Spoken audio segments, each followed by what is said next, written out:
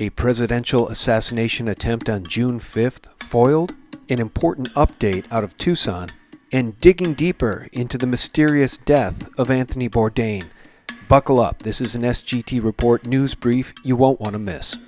Why haven't you heard about this bombshell? Did a National Security Council contractor intend to murder President Trump? Martise Maurice Edwards, 29, was arrested and charged with first-degree attempted murder when he attempted to enter the presidential house on June 5th. Who did he intend to kill?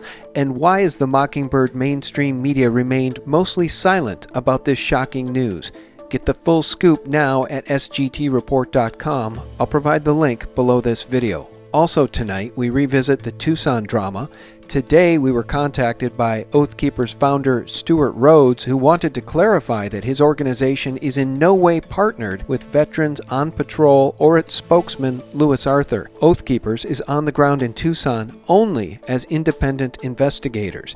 Appearing on the Hagman Report Wednesday evening, Rhodes explained, quote, "We're going to talk to everyone we can, including police and people who made statements to police." Now friends, something stinks in Tucson, and we're glad Stewart Rhodes and his team is there. And regarding the division, vitriol, and mudslinging in the YouTube comments and on social media regarding the events in Tucson, we wonder why former veterans with proven track records like Stewart Rhodes and Veterans for Child Rescue's Craig Sawyer are being disparaged and called Disinfo agents, while Veterans on Patrol's Louis Arthur, a man with a lengthy criminal record who showed up during the Bundy event and was disruptive there, and recently urged concerned citizens to search for child pornography on the internet, gets a free pass.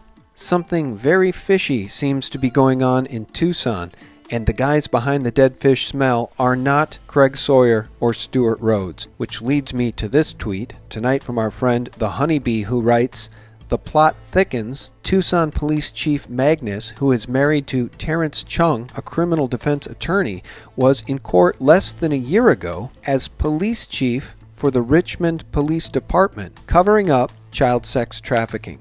The court document filed August 17, 2017 reads in part, "These officers, their supervisors, and city employers either directly engaged in, stood by with a blind eye, or acted to cover up this modern-day slavery of Jane Doe by their own sworn officers in order to engage in sexual acts with her.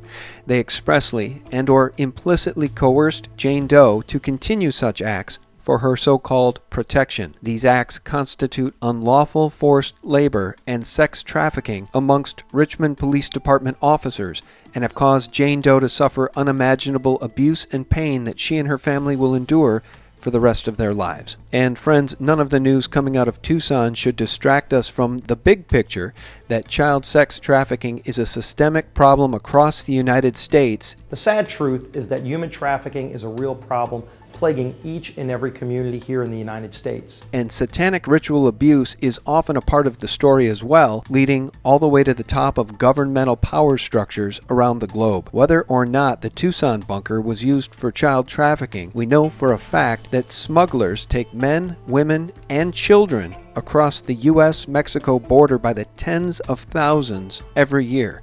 It's an ugly business, and it needs to end.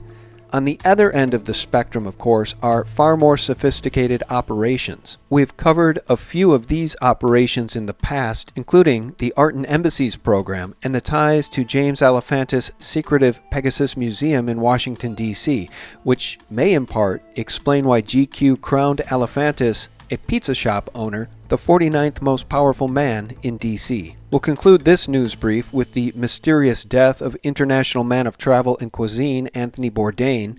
The CNN Parts Unknown host and friend of podcaster Joe Rogan was worth north of $15 million, on top of the world, and never happier, according to Rogan. Did you get a feeling that he had that in him? I didn't know that. Yeah. But what was really weird was, like, he had been saying really recently that he'd never been happier. He was talking about his girlfriend and saying that he'd never been happier, didn't know he could be that happy, didn't know someone could make him that happy. Oh, man. And yet we're told the 61-year-old MMA practitioner who was in the best shape of his life took his own life unexpectedly by using the belt from his bathrobe in a bathroom hotel in France. Think about that for a minute. Bourdain was no Kate Spade, and at 6 foot 4 inches tall, pushing 190 pounds, he was no match for a shower curtain rod or a bathroom doorknob. So Anons dug deeper and quickly found themselves down a very dark rabbit hole, thanks to Anthony Bourdain's own Instagram posts and those of his girlfriend, Asia Argento, the daughter of horror director Dario Argento. Asia Argento, a self-proclaimed white witch, found support from friends after Bourdain's death from other witches like Amber Tamblyn, who tweeted, "Witches, please prepare the strongest protection spell you have for our sister Asia Argento today. Please lift her up with all the love and light your conjuring is capable of casting." Argento appears to have been a devoted practitioner of the dark arts, including Satanism. Anthony Bourdain loved the culinary arts, but his Instagram posts cause us to wonder, did he also have an appetite for spirit cooking? Like Asia Argento's own Instagram posts, which featured her Mickey Mouse undies and mocking Jesus Christ, Anthony Bourdain's posts led me to tweet the following: if Anthony Bourdain and his girlfriend Asia Argento were into what this report from Neon Revolt suggests they were into, God save his soul. I will link that article below, but this post from Anthony, with the caption, "Scottish Highlands, stalking," calls to mind the elite's practice of hunting, sometimes for big game, sometimes for human beings. What was Anthony Bourdain saying with posts like these? And what were those close to him, like Ottavia Bourdain, saying with replies like this one? At Bourdain, time to throw out the dead bodies and pizza cartons. Can't wait to see you, my love. We could go on and on, but it's clear there is far more here than meets the eye, including the theory that Bourdain's name allegedly came up on a list of NXIVM clients who had a penchant for underage prepubescent girls. According to one Anon researcher, Keith Rainier's lawyers are starting to rat out the clients who sought underage girls to the state and FBI. Does this explain Bourdain's suicide? Or perhaps does it suggest he knew too much and was suicided? There's much more in the article from Neon Revolt. I'll provide the link below, but I'll leave you with this. Whatever happens or has happened in Tucson, Arizona, far more sophisticated and sinister deeds are happening all over the world as you are watching this video. God bless, and thanks for tuning in. For Real News 24/7, visit us at sgtreport.com, thephaser.com, and thelibertymill.com.